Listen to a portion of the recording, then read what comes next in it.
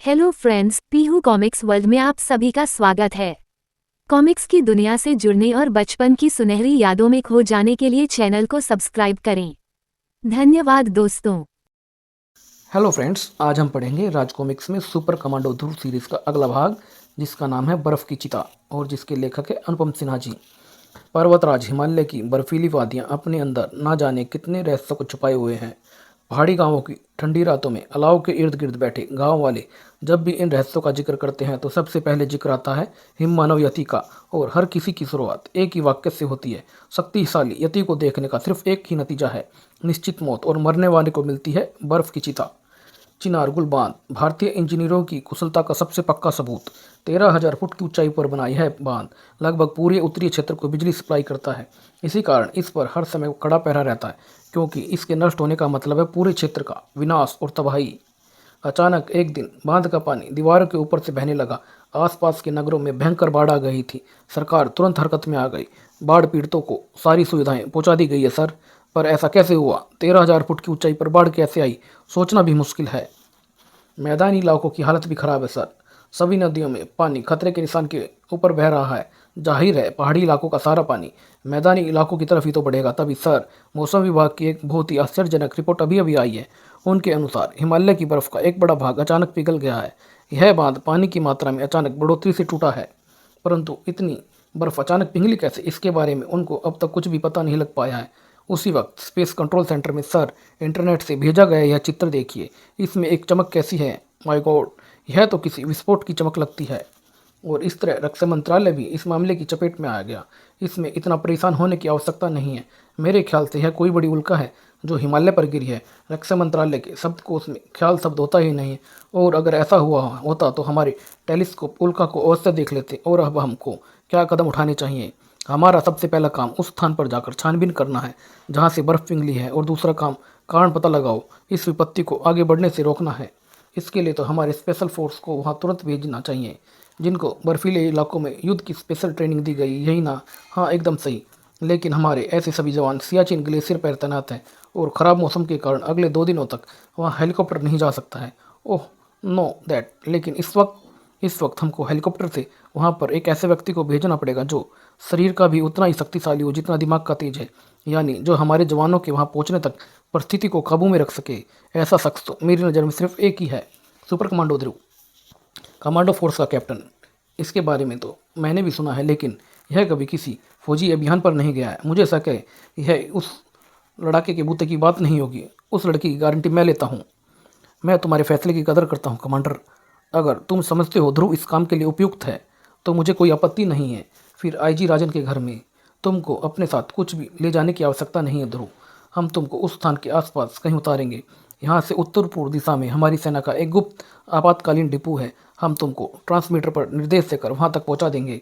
इस आपातकालीन डिपो में तुमको अपनी ज़रूरत की हर चीज़ें मिल जाएंगी, हथियार, गोलियाँ, दवाइयाँ, डिब्बाबंद खाद्य सामग्री वगैरह। ये सब कुछ वहाँ पर होगा। ठीक है सर, तो मैं हिमालय की कड़कड़ाती ठंड का सामना करने के लिए कुछ गर्म कपड़े तो ले लूँ। फिर मैं गर्म कपड़े 20वीं सदी की चीज़ें हैं भैया। तुम 21वीं सदी के अत्याधुनिक साधनों से ठंड का सामना करो। सविता, तू यहाँ क्या कर रही है? तुम लोगों की बातें सुन रही थी। यह देखो भैया, मेरा लेटेस्ट आविष्कार। इस यंत्र को तुम अपनी बैंड पर चिपका लेना। यह तुम्हारे बदन से लगी हवा की परत को हमेशा बदन से ये तापमान पर रखेगा, और तुमको हिमालय की बर्फ़ पर ऐसा लगेगा मानो बगीचे में घास पर घूम रहे हो। सर, इलेक्ट्रॉनिक्स के मामले में मेरी बहन एकदम जीनियस है। वह तो मैं खुद ही देख रहा हूँ। एकदम सर। तो आओ, एक एक सेकंड कीमती है ध्रुव। और फिर 45 मिनट बाद कमांडो वर्मा ने तुम पर जितना भरोसा दिखाया है उतना तो आज तक किसी फौजी पर भी नहीं दिखाया ध्रुव। ऐसा क्या जादू कर दिया तुमने उन पर? कुछ खास नहीं। लगभग 2 महीने पहले 6 गुंडों के एक खतरनाक गैंग ने उनकी बेटी का अपहरण कर लिया था। तब मैंने उसको उन गुंडों के चुंगल से छुड़वाया था। आज उन्होंने जिस भरोसे से मुझको इस अभियान पर भेजा है, मैं उस भरोसे को कभी ठेस नहीं लगने दूंगा, और ना ही किसी भी ताकत को अपने देश को एक भी दिन का नष्ट करने दूंगा। हमारे सेंसरों के मुताबिक विस्फोट वाला स्थान इसी 10 किलोमीटर के घेरे में कहीं मौजूद है। मेरा ख्याल है कि तुमको मैं यहीं उतार दूं। हमारी फौज यहाँ पर 2 दिनों के अंदर पहुँच जाएगी। तब तक के लिए best of luck Dhruv. Thank you captain. और इस तरह असर हुआ ध्रुव की किस्मत का वह सफ़र जिसकी आखिरी मंजिल थी ठंडी मौत। विस्फोट वाला स्थान ढूंढना ज़्यादा मुश्किल नहीं होना चाहिए। अगर मैं इस पिघले हुए पानी के साथ साथ ऊपर उड़ूँ तो जल्दी उस स्थान तक पहुँच जाऊँगा। ध्रुव की तेज़ी से ऊपर की तरफ बढ़ती आकृति क्रम से दूर होती गई और बर्फ से ढकी जमीन पर रह गए सिर्फ एक जोड़ी पैरों के निशान। फिर धीरे धीरे वे निशान भी मिटने लगे और बर्फ पर दो नए विशालकाय पैरों के निशान उभरने लगे थे। उन बर्फीले वीरानों में ध्रुव अब अकेला नहीं था। यह रही वह जगह। पानी इस विशाल चट्टान के नीचे से आ रहा है। इसके अंदर घुसने की कोई जगह नहीं है, लेकिन एक बात तो साफ है, यह किसी उल्कापिंड के गिरने से नहीं हुआ। इस खोज की रिपोर्ट भेजना बहुत जरूरी है। ध्रुव ने एक शक्तिशाली ट्रांसमीटर बाहर निकाला। Hello hello, X70NP here. आप मुझे सुन रहे हैं? और यस, X70NS हियर। हम सुन रहे हैं ध्रुव, बोलो ओवर। सर, यह पानी एक विशाल चट्टान के नीचे से आ रहा है। पानी बहुत गर्म है सर। गर्म है? शायद यहाँ कोई सोया हुआ ज्वालामुखी है जो फटने जा रहा है। ध्रुव अपनी बात पूरी भी कर ना पाया था कि उस दैत्य मानव ने उसके ट्रांसमीटर को तोड़ दिया। यह तो यति है। यति लग रहा है हिमालय की दंत कथाओं का रहस्यमय ही मानव। आश्चर्यजनक। ध्रुव क्षण भर के लिए पलके तक झपकना भूल गया था और यही क्षण उसके लिए घातक सिद्ध हुआ। उफ, यह मुझ पर हमला क्यों कर रहा है? शायद यह मुझे अपना दुश्मन समझ रहा, पर क्यों? कहीं ऐसा तो नहीं कि यह कि किसी तरह से बर्फ को पिघला रहा है? अगर ऐसा है तो मुझे इसको किसी तरह से रोकना पड़ेगा। अगले ही पल ध्रुव तेजी से एक तरफ भागा और जब तक जमीन पर गिरा, यति उठकर ध्रुव के पीछे भागता है। ध्रुव उसकी आंखों से ओझल हो चुका था, लेकिन नरम बर्फ से ढकी सतह पर भागते पैरों के निशान पहले की ही तरह मौजूद थे। उसका पीछा करना ज़्यादा कठिन नहीं था, लेकिन ध्रुव को पकड़ना बहुत मुश्किल काम था। रस्सी खींची और यति एक बार फिर नीचे आ गिरा। इस बार यति उठ नहीं पाया। रस्सी का दूसरा छोर लेकर ध्रुव बिजली की तेजी से लपका और यति मजबूत रस्सी के कुंडों में कैद हो गया था, लेकिन सिर्फ क्षण भर के लिए। और अगले ही पल वह आज़ाद हो चुका था और इस बार होनी टल नहीं सकी। यति के हाथ घूमे और ध्रुव का शरीर हजारों फुट गहरी खाई में नीचे की ओर गिरने लगा, लेकिन रस्सी का एक टुकड़ा अभी तक ध्रुव के हाथों में ही था। यह उभरी हुई चट्टान, अब यही मेरी एकमात्र आशा है। इतना सहारा ध्रुव के लिए काफी था। वाह भगवान, आज तो तूने बचा लिया। कांपते कदमों से ध्रुव इंच इंच करके ऊपर बढ़ने लगता है, लेकिन इस बार उसकी नज़र जिस दृश्य पर पड़ी उसके लिए यह कतई तैयार नहीं था। यह क्या है? ये दोनों अचानक कहाँ से आ गए? उन दोनों प्राणियों के लिए यति एक शक्तिशाली पशु से ज़्यादा कुछ नहीं था। उनके हाथों के पिस्तौल नमूना हथियार से आग की एक लपट निकली और आसपास का पूरा वातावरण आश्चर्यजनक रूप से गर्म हो गया। यति गर्मी सहने का बिल्कुल आदी नहीं था। अब यति बेबस था। दोनों प्राणी यति की तरफ बढ़े। यही मौका है। और अब ध्रुव उनकी तरफ बढ़ता है। दोनों प्राणी ध्रुव की मौजूदगी से अनजान थे और ध्रुव ने इसका पूरा फायदा उठाया और उन पर एक जबरदस्त प्रहार कर दिया। चीख सुनकर दूसरा प्राणी ध्रुव की तरफ पलटा। उसका हथियार ध्रुव की तरफ तना, लेकिन ध्रुव ज़्यादा तेज था। ध्रुव ने उसको संभलने का मौका नहीं दिया। वे प्राणी इसके लिए तैयार नहीं थे और वे भागने लगते हैं। ध्रुव उनके पीछे लपका, लेकिन तभी एक प्राणी का हाथ घुमा और ध्रुव का दिमाग अंधेरे में डूबता चला गया। पता नहीं कितनी देर बाद जब ध्रुव की आंखें खुली तो उसको एक और आश्चर्य उसका इंतजार कर रहा था। तुम कौन हो बेटे? और अब तुम्हारी तबीयत कैसी है? मैं बिल्कुल ठीक हूँ। मेरा नाम ध्रुव है, पर मैं हूँ कहाँ पर? तुम दोस्तों के बीच में हो बेटे। मैं यहाँ का सरदार हूँ। मेरे बेटे जिंगालू को बचाकर तुमने अपने दोस्त होने का पूरा सबूत दे दिया है। पर आप लोग कौन हैं और हमारी भाषा कैसे जानते हैं? हम लोगों को तुम लोग यति कहते हैं, हिम मानव यति। तुम्हारी भाषा हमने उन ऋषि सन्यासियों से सीखी है जो तपस्या करने हिमालय पर आते हैं। हम लोगों की सभ्यता की सीख तो हमारे देश से ही मिली है।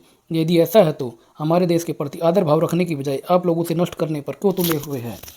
और अगर भारतवासियों को आप दोस्त मानते हैं तो फिर जिगालू ने मुझ पर हमला क्यों किया? बस लड़के, अगर तुम भारतवासी ना होते तो अब तक मैं तुम्हारी जुबान के टुकड़े टुकड़े करके फेंक देता। जिगालू ने तुमको पीछे से ट्रांसमीटर पर बोलते हुए सुना। जासूस समझकर तुम पर हमला कर दिया है, समझे तुम? तो फिर ऐसा क्यों हो रहा है? कौन कर रहा है ये सब? कौन क्या कर रहा है? कुछ साफ साफ बोलो तो समझ में भी आए। ध्रुव ने संक्षेप में पूरी कहानी यतिराज को सुना दी। तो यह बात है, मुझको इस विषय में अब तक कोई जानकारी नहीं थी। समस्या तो वाकई गंभीर है, लेकिन वे अजनबी प्राणी कौन थे यह तो मुझे भी नहीं पता है। उनको पहली बार शायद तुम दोनों ने ही देखा है, तो फिर उस विनाशिला के पीछे अवश्य ही उनका हाथ है। उनके तेज गर्मी पैदा करने वाली हथियार इस बात का पर्याप्त सबूत है कि उनके पास बर्फ को तेजी से पिघलाने की क्षमता है। अब मेरा पहला काम उन प्राणियों को ढूंढना है और यह काम मुझको आज और अभी करना है। बर्फ अभी भी तेजी से पिघल रही है। रुको, मैं भी तुम्हारे साथ चलता हूँ। नहीं जिगालू, मेरे साथ जाने से तुम फिर से खतरे में पड़ सकते हो। हाँ बेटा, ध्रुव ठीक कह रहा है। वे किसी दूसरे ग्रह के प्राणी भी हो सकते हैं और पहली ही मुलाकात में यह पता चल चुका है कि वे प्राणी हम लोगों की प्रजाति में गहरी दिलचस्पी रखते हैं। इस वक्त ध्रुव का अकेला जाना ही ठीक है, लेकिन अगर यह शाम तक वापस न आया तो हम इसकी तलाश में अवश्य जाएंगे। हमारी शुभकामनाएं तुम्हारे साथ है ध्रुव। जैसे ही ध्रुव बाहर निकला, अपने मुझे उसके साथ क्यों नहीं जाने दिया पिताजी? देखो बेटा, हम यति अब तक सिर्फ इसलिए जिंदा हैं क्योंकि हम बाहरी दुनिया से छुप कर रहते आए हैं। अगर उन पांचाड़ों पचड़ों में पड़े तो दुनिया को हमारा पता लगते देर नहीं लगेगी और फिर हमारा क्या हाल होगा यह सब तुम खुद ही समझ लो। यतियों का सरदार होने के नाते यह मेरा फर्ज है कि मैं ऐसा कभी नहीं होने दूं। दूसरी तरफ ध्रुव अपनी खोजबीन में व्यस्त था। मुझे पूरा विश्वास है कि इस सारी समस्या की जड़ यही चट्टान है। इसके नीचे से जो उबलता पानी आ रहा है, लेकिन इसको आगे बहने से कैसे रोका जाए? कोई तो रास्ता होना चाहिए। हाँ, एक रास्ता है, लेकिन उसके लिए मुझे एक चीज़ ढूंढनी पड़ेगी। और 5 मिनट बाद जब ध्रुव वापस आया तो उसके हाथ में एक हथियार था। यह रही उन प्राणियों की पिस्तौल जो लड़ाई में एक प्राणी के हाथ से गिर गई थी। अब मैं उनके ही हथियार से उनको मात दूंगा। हर जगह हंगामा शुरू करने के लिए सबसे अच्छी 1 2 3। ध्रुव का टिगर पर हाथ दबता है और चारों तरफ की सर्द हवा पल भर में लू में बदल गई। सतह की बर्फ तेजी से पिघलने लगती है। बर्फ में जकड़ी चट्टानें अपना आधार खोलकर लुढ़कने लगती है। ध्रुव ने एक ही वार से नीचे बहती नदी का रास्ता रोक दिया था। दिशा उल्टी दिशा में बहने लगता है। पानी वापस अंदर आ रहा है। स्विच बंद करो तुरंत। एक बटन दबा और पानी का बहाव धीरे धीरे बंद हो गया। अब तो पानी सर से ऊपर हो रहा है। अभी कहाँ? अभी तो पानी सिर्फ घुटनों तक ही आया है। अगर बात समझ में ना आए तो चोंच बंद कर ही रखा करो। मेरा मतलब कि अब बात हद से बढ़ गई है। अब इस लड़के को काबू में करना ही पड़ेगा। ध्रुव बेखबर नीचे गिरे पत्थरों को ध्यान से देख रहा था और उसके चारों ओर शिकंजा कसता जा रहा था। उधर जगालू का मन बेचैन था। मैंने तो ध्रुव को मार ही डाला था, फिर भी उसने अपने को खतरे में डालकर मेरी जान बचाई और मैं इस वक्त उसकी कोई मदद नहीं कर रहा हूँ। धिक्कार है मुझ पर। अगर ध्रुव को कुछ हो गया तो मैं अपने आप को कभी माफ़ नहीं कर पाऊंगा। अचानक तभी यह कौन है? पिताजी ने तो किसी भी यति को शाम के इस बात बाहर निकलने को मना किया है। यह जा भी उधर ही रहा है जिधर ध्रुव गया था। इसके छुप छुप कर जाने के अंदाज से साफ पता चल रहा है कि इसके इरादे नेक नहीं है। इसका पीछा करके देखना पड़ेगा यह आखिर जा कहाँ रहा है। उधर ध्रुव 3 प्राणियों के बीच में गिरा था। सबके हाथों में वही खतरनाक हथियार थे। ध्रुव ने पुरानी चाल एक बार फिर आजमानी चाहिए, लेकिन इस हथियार की ऊर्जा खत्म हो चुकी है। इस वक्त ये मेरी हत्या करने से भी नहीं हिचकेंगे। लेकिन तभी ध्रुव उस प्राणी पर प्रहार करता है। यह भी पक्का है ये इस हथियार का प्रयोग अपने ही साथी पर नहीं करेंगे और इस बीच में अपना काम कर लूँगा। ध्रुव का निशाना अचूक था। बाकी दोनों प्राणियों के हथियार भी गहरी खाई में जा गिरे। अब मुकाबला 3 से 1 का था। ध्रुव की नज़र में यह मुकाबला बराबर का था। अब मैं जो कुछ करूँगा उसके लिए मुझे किसी हथियार की ज़रूरत नहीं है। ये तो गया, लेकिन इतनी देर में इनके दोनों साथी मेरे पास आ चुके हैं। अच्छा ही हुआ, वरना मुझे चलकर इनके पास जाना पड़ता। यह गया नंबर 2। गुस्से से भरे ध्रुव के हर वार में बुलडोजर की सी ताकत भरी हुई थी। अब नंबर 3 की खबर लूँ। पहले इनको अच्छी तरह से पीट कर अपना गुस्सा निकालूं, उसके बाद इनसे पूछताछ करूंगा। खेल लगभग खत्म ही हो चुका था। ध्रुव लगभग जीत चुका था कि तभी उसके सिर पर पीछे से कायर पूर्णता पर वार होता है और ध्रुव का मस्तिष्क दूसरी बार अंधेरे में डूबता चला गया। जिगालू यह सब देख रहा था तो मेरा शक सही निकला। हमारे दल का कोई यति इन प्राणियों से मिला हुआ है, वरना यह कभी हो ही नहीं सकता कि ये प्राणी हमारी नाक के नीचे रहकर और हमको पता भी ना चले। लेकिन अब वे ध्रुव को कहाँ ले जा रहे हैं? चट्टान का एक हिस्सा दरवाजे की तरह खुल रहा है। यति उस यानी यह चट्टान ही इनके छिपने का गुप्त स्थान है। मैं अभी इन सब को नहीं, इस वक्त मुझे ठंडे दिमाग से काम लेना होगा। मुझे मदद जुटानी होगी, लेकिन कैसे? अगर पिताजी के पास जाऊँ तो वे फिर कह देंगे कि इससे हमारा कोई मतलब नहीं है। बाद में वे गद्दार यति को चाहे कुछ भी दंड दे, लेकिन तब तक ध्रुव का क्या होगा? अचानक जिगालू की आंखें चमक उठती। हाँ, एक जगह से मदद मिल सकती है। उधर ध्रुव को जब होश आया, हा, जाग गए बच्चे, हमारे सेंटर में तुम्हारा स्वागत है। तुम वो हिंदुस्तानी बोल रहे हो? कौन हो तुम लोग? हम तुम्हारे जीवनदाता हैं लड़के। तुम अब तक हमारी कृपा से ही जीवित हो। यह तो वक्त ही बताएगा कि कौन किसकी कृपा पर जिंदा। लेकिन तुम कहाँ के हो? तुम जैसे प्राणी तो मैंने पृथ्वी पर कभी नहीं देखे। हाँ, सुनो इसकी बात। यह तो हम लोगों का अभी से दूसरी दुनिया में पहुंचा रहा है। मेरे ख्याल से इसको असलियत बताने से कोई हर्ज नहीं है। जरूर, लेकिन यह सब बताने से पहले इस खतरनाक लड़के को पिंजरे में बंद कर दिया जाए। एक बटन दबा और ध्रुव के चारों तरफ रोशनी की छड़ी खड़ी हो गई। तो बच्चे, मरने से पहले अपनी मौत को अच्छी तरह से देख लो। तुम कमीनों, हमारे देश को तबाह करने की तुम्हारी नापाक कोशिशें कभी पूरी नहीं होगी नादान लड़के। इस वक्त तुम उसी चट्टान के अंदर हो जिसके नीचे से उबलता पानी आ रहा है। ये चट्टान वास्तव में एटॉमिक जनरेटर की बिल्डिंग है। इस वक्त तुम्हारे आसपास से ही एटॉमिक जनरेटर है और जब तक हमारा जनरेटर चालू रहेगा तब तक हम इसकी प्रचंड उष्मा के जरिए बर्फ को पिघलाकर तुम्हारे देश को डुबोते रहेंगे। हम तुम्हारे देश की अर्थव्यवस्था को इतनी बुरी तरह से तहस नहस कर देंगे कि तुम्हारा देश बिना प्रतिशोध के हमारा गुलाम बन जाएगा। और ये सूट जिनको पहनकर हम तुमको दूसरे ग्रह के प्राणी लगते हैं, वास्तव में ये एंटी रेडिएशन सूट है। हमारी पिस्तौल भी अणु शक्ति से चलती है, समझ गया? लेकिन इस स्थान पर इतना बड़ा एटॉमिक स्टेशन बनाना तुम्हारे बुते की बात नहीं है। इसमें जरूर किसी ने तुम्हारी मदद की है। कौन है वह? तुम ठीक समझे। अपने पीछे मुड़कर खुद ही देख लो तुम। यतिराज तुम? हाँ बेटे, मैं तुम्हें मुझको देखकर झटका तो जरूर लगा होगा, लेकिन मेरे सामने इसके अलावा और कोई रास्ता नहीं था। झटका लगा तो है, लेकिन हल्का सा। तुम्हारे मुँह से ट्रांसमीटर शब्द सुनकर तो मुझे कुछ शक हुआ था। यह शब्द ऋषि मुनि नहीं सिखाते हैं। तुम जैसे गद्दारों के कारण ही हमारा देश सैकड़ों सालों तक गुलाम रहा है। तुमने अपने ही देश को भेज दिया, लेकिन तुमने ऐसा क्यों किया? पहली बात तो यह है कि हम भारत की सीमा में रहते जरूर हैं, लेकिन इस देश के नागरिक नहीं हैं। इसलिए मैं गद्दार नहीं हूँ।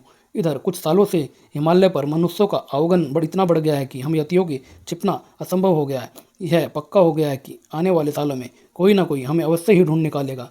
तब मैंने बेहतर यही समझा कि मैं खुद ही यतियों को लेकर किसी देश की शरण में चला जाऊं और इस क्षेत्र के देशों में जो मुझे ज़्यादा ताकतवर लगा मैं उसी देश की शरण में चला गया। ताकतवर की शरण में जाने से अच्छा दयावान की शरण में जाना होता। यतिराज, अगर तुम भारत को अपना दोस्त समझते हो तो तुम्हारे एक एक यति की खातिर हमारे 100 जवान हंसते हंसते कुर्बान हो जाते। लेकिन अब बहुत देर हो चुकी है। अब तुम किसी को यह नहीं बता पाओगे कि तुमने क्या देखा है। 1 मिनट रुको। अगर ये तुम्हारे दोस्त हैं यतिराज, तो इन्होंने तुम्हारे बेटे जुगालू पर हमला क्यों किया? हाँ, मैंने भी इनसे यही सवाल किया था। दरअसल मेरे सिवा और कोई यति मेरे इन दोस्तों के बारे में नहीं जानता है। इनके बारे में मैं यतियों को सही वक्त आने पर ही बताऊंगा। जिगालू को दूर से आते देख इन लोगों ने समझा कि मैं इनसे मिलने आ रहा हूं, पर पास आकर इनको अपनी भूल का एहसास हुआ। तब तक जिगालू इनको देख चुका था।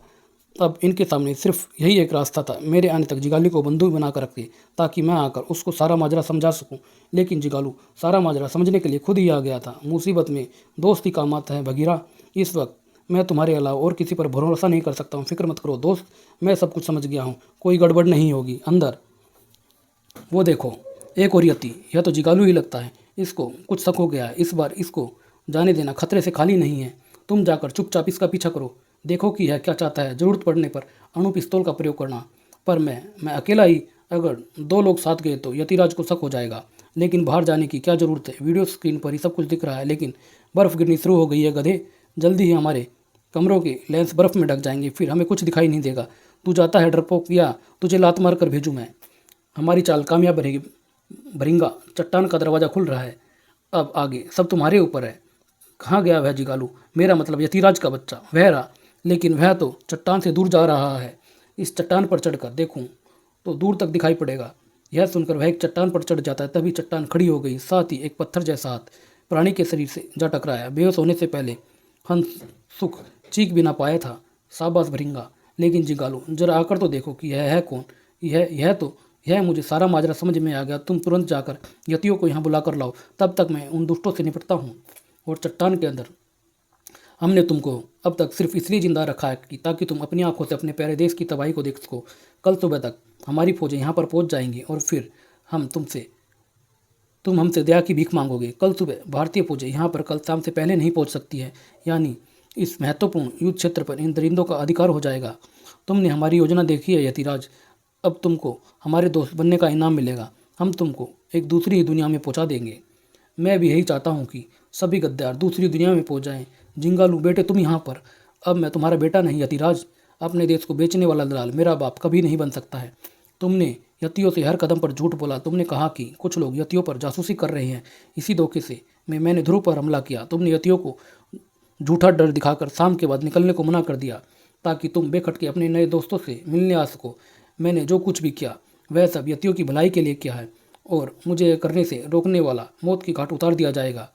तो तुम भी अपनी मौत के लिए तैयार हो जाओ यतिराज। जिगालू यतिराज की तरफ लपकता है और मानो 2 पहाड़ आपस में टकराए। गुस्से से पागल दोनों बाप बेटे एक दूसरे पर ताबड़तोड़ वार कर रहे थे। यतिराज का युद्ध अनुभव जिगालू से कहीं ज़्यादा था, लेकिन जवान जिगालू के शरीर में ताकत यतिराज से कहीं अधिक थी। जिगालू ने यतिराज को उठाकर एक तरफ फेंक दिया और वह कंट्रोल पैनल पर जा गिरता और कंट्रोल पैनल टूट गया और ध्रुव को बंदी बनाने वाली रोशनियों की सलाखें गायब हो गई थीं। पर इस समय किसी का भी ध्यान उस पर नहीं था। वे दोनों बंदर तो पूरा एटॉमिक सेंटर तोड़कर हमारी सारी मेहनत को बर्फ़ में मिला देंगे। इनको ख़त्म करके ही स्टेशन को बचाया जा सकता है। तो सोच क्या रहे हो? भून डालो सालों को। लेकिन इससे पहले कि उनकी उंगलियां घातक ट्रिगर पर दबाव पाती, तुम लोग तो यतिराज को सचमुच ही दूसरी दुनिया में पहुंचा रहे थे। क्या तुम्हारी सरकार अपने दोस्तों को इनाम में सिर्फ मौत ही देती है? जो मन में आए बको। सुबह होने वाली है। अब हमारी फौजें यहाँ से कुछ ही दूर होंगी और उनके आते ही तभी एक जोरदार धमाके ने बाकी सारी आवाज़ें जगा दी। अरे, जनरेटर चालू हो गया है और कंट्रोल पैनल टूट चुका है। यानी अब हम जनरेटर को बंद नहीं कर सकते हैं। जनरेटर ने पूरी शक्ति से बर्फ़ को दोबारा पिघलाना शुरू कर दिया है। उबलते पानी की प्रचंड धारा फिर से बाहर निकलने लगती है। पानी का रास्ता रोकने वाले भारी पत्थर भी धारा के सामने टिक नहीं सके। जनरेटर की गति निरंतर से बाहर होने के कारण जोर पकड़ रही थी। तेज गति के कारण स्पार्किंग शुरू हो गई। भागो, जनरेटर फटने वाला। पलक झपकते ही सभी बाहर निकल गए थे। भागो ध्रुव, तुम रुक क्यों गए हो? भाग कर कहाँ जाएंगे? इस एटॉमिक स्टेशन के धमाके से कई किलोमीटर तक का इलाका तबाह हो जाएगा। हम कुछ मिनटों में इतनी दूर नहीं भाग सकते हैं। अब तो मरना ही है, लेकिन मरने से पहले मैं तुमसे माफ़ी मांगना चाहता हूँ ध्रुव। मैं तुम्हारा और तुम्हारे देश का दुश्मन बन गया था, लेकिन अगर तुमने अपनी जान की बाजी ना लगाई होती तो हम दोनों अब तक इस धरती पर ना होते। तुमने मेरी आंखें खोल दी हैं बेटा। कोई बुजुर्ग मुझसे माफ़ी मांगे, यह मेरे लिए शर्म की बात है, पर अगर मेरे ऐसा करने से आपको शांति मिलेगी तो मैं फिर से आपको अपना दोस्त कहता हूँ। धन्यवाद बेटा। अब मुझे मौत का कोई डर नहीं है। मौत से तो मैं भी कभी नहीं डरा, पर इस धमाके से जो बर्फ पिघलेगी वह पानी पूरे उत्तरी क्षेत्र में विनाश की लहर पैदा कर देगा। अचानक ध्रुव की आंखें तेज गति से बहते पानी को देखकर चमक उठी। जिंगालू, जल्दी बताओ, तुम इतने तेज बहते पानी में तैर सकते हो क्या? मेरे पिता ने अपनी गुण मान ली है इस वक्त। अगर तुम कहो तो मैं अब इस नदी का रुख भी मोड़ सकता हूँ। इसकी ज़रूरत नहीं है, वक्त बहुत कम है। यतिराज, आप मेरा एक हाथ पकड़िए और जिगालू तुम मेरा दूसरा हाथ पकड़ो। हम 2 मिनट में 4 किलोमीटर की दूरी तय कर लेंगे। तीनों आकृतियाँ तेजी से बहते पानी की तरफ गिरी और फिर पलक झपकते ही तीनों नज़रों से गुम हो गए थे। दूसरी तरफ दुश्मन देश की सेना अपने मुकाम पर पहुंच चुकी थी। कामरेड, ये दोनों हमारी तरफ भागते क्यों आ रहे हैं और ये चिल्ला क्या रहे हैं? भागो, जनरेटर फटने वाला, भागो। इन शब्दों ने दुश्मन सेना पर जादू सा असर किया। भयभीत सैनिकों के कदम भागने के लिए उठ खड़े होते हैं और चारों तरफ भगदड़ मच जाती है। लेकिन पाप का घड़ा फट चुका था। पल भर में हिमालय की छाती पर लाशें ही लाशें बिछ गई थी। इस धमाके की गवाह सिर्फ 6 आंखें थी। बुराई का अंत सिर्फ विनाश ही होता है। अगर मैं बुराई का साथ देना जारी रखता तो मेरा भी यही हाल होना था। जानते हो ध्रुव, पहले हम लोग बहुत खुश थे, लेकिन जब से हम मानव की संगत में आए हैं तब से हम पर मुसीबतों का पहाड़ टूट पड़ा है। दिन का चैन, रातों की नींद हराम हो गई है। लेकिन अब तो हम दुनिया के सामने आ गए हैं। अब ना जाने हमारा क्या होने वाला है। कुछ भी नहीं होगा यतिराज। आपके बारे में जानने वाले सभी व्यक्ति मारे जा चुके हैं सिवाय मेरे। दुश्मन देश के गिने चुने व्यक्ति ही आपके विषय में जानते होंगे। उनसे बचने के लिए मेरा सुझाव है कि आप अपना रहने का स्थान बदल ले। बाकी रहा मैं, तो यह मेरा वादा है कि मैं किसी को भी आप लोगों के बारे में नहीं बताऊंगा। आप लोग वैसे ही रहेंगे जैसे पहले रहा करते थे। धन्यवाद ध्रुव। तुमको जब भी हमारी ज़रूरत हो तो तुम हिमालय पर हमको कहीं से भी बुला लेना। हम कहीं भी हो, तुम्हारी आवाज़ हम तक जरूर आएगी, हम उसे ज़रूर सुन लेंगे। ध्रुव अपनी जगह पर चुपचाप खड़ा रहा। उन दोनों आकृतियों को दूर जाते देखता रहा। और फिर बाद में, तुमने तो वास्तव में कमाल कर दिया ध्रुव। एक ही झटके में दुश्मनों के होश ठिकाने लगा दिए। लेकिन सच पूछो तो मुझे यकीन नहीं हो रहा है कि यह काम तुमने अकेले किया है। तुम स्टेशन तबाह करने के बाद वहाँ से उफनती नदी में कूद कर जिंदा कैसे बच निकले? कोई आदमी पहाड़ी नदी में कूद कर जिंदा नहीं बच सकता है। सिर्फ इतना समझ लीजिए कि सर, जब भी कोई राम बनकर दुष्टों के विनाश के लिए निकलता है तो उसकी मदद के लिए कहीं ना कहीं से हनुमान जी आ ही जाते हैं। और यहाँ यही समाप्त होता है। धन्यवाद दोस्तों।